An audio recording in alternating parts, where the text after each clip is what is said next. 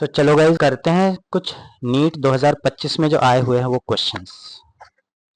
अब balloon is made up of material और surface tension दिया है, एक आउटलेट दिया है। सो हमने ये बना लिया बलून, ये आउटलेट बना लिया, राइट। इसका डेंसिटी रो है, रेडियस आर है और A is the area of ये वाले आउटलेट का एरिया है। रो की डेंसिटी गैस में फिल्ड है and take spherical shape of radius R. Okay, gas को अलाउ किया फ्रीली आउट जाने के लिए। कब तक? जब तक रेडियस आर फ्रॉम आर से जीरो नहीं हो जाता in time T. Now if the speed of gas coming out of balloon depends on R to the power alpha और टी जो दिया हुआ है ये दिया है, okay, directly proportional to S to the power A, area to the power B, rho to the power C, R to the power delta. क्या होगी वैल्यूज फाइंड आउट करते हैं। बहुत ही सिंपल क्वेश्चन है, सीधे आप डायमेंशंस को इक्वेट कर दो। टी का डायमेंशन होगा T to the power 1, S का क्या होगा M T to the power -2 होता है सरफेस टेंशन, केजी पर मीटर स्क्वायर होता है सरफेस टेंशन का, टू द पावर अल्फा होगा। A is length square to the power beta, L 2 भी हो जाएगा। ये रो है M L to the power -3 उसका पावर गामा, और आर मतलब L, right, L to the power delta.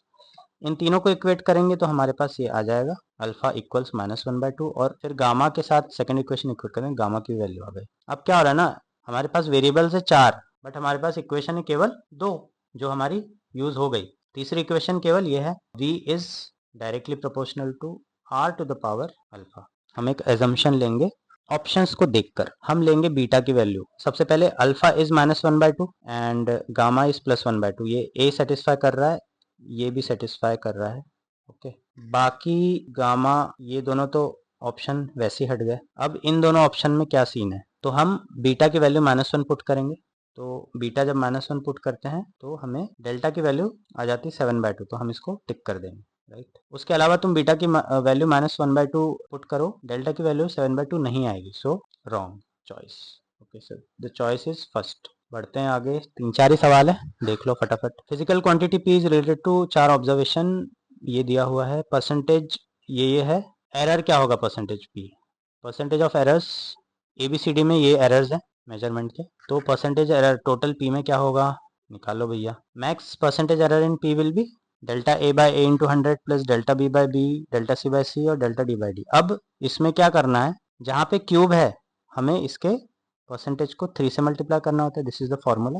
B को हमें मल्टीप्लाई करना पड़ेगा 2 से, और उसी तरीके से डी को मल्टीप्लाई करना पड़ेगा हाफ से। क्यों हाफ से? बिकॉज ये अंडर रूट है, सारे एरर्स ऐड होते हैं, ये आपको पता होना चाहिए। ये हमने physics 11th class CBSE text book से सब कुछ समझ चुके हैं, ऑलराइट। सो हमारा टोटल आया 13%, so option A is correct. बढ़ते हैं थर्ड क्वेश्चन के और, 4 ही क्वेश्चन है जो 2025 में पूछा गया है। Consider the diameter of spherical object measured with the help of vernier callipers, suppose it's 10 vernier division equal to 9 main scale division. मतलब ये मैंने 10 वर्नियर डिवीजन निकाला, उसको इक्वेट कर दिया मैंने 9 मेन स्केल डिवीजन से, तो इसका लीस्ट काउंट कितना आ गया 0.9/10, right. Least division in main scale is 0.1। अच्छा, इसमें जो है मेन स्केल में 0.1 सेंटीमीटर है and zero of vernier scale is at x equals 0.1 centimetre, तो ये हमारा एरर भी है, okay. When the jaws of vernier calipers are closed, if the main scale reading for the diameter m is 5 centimeter and number of coinciding vernier 8 है, तो measure diameter क्या होगा?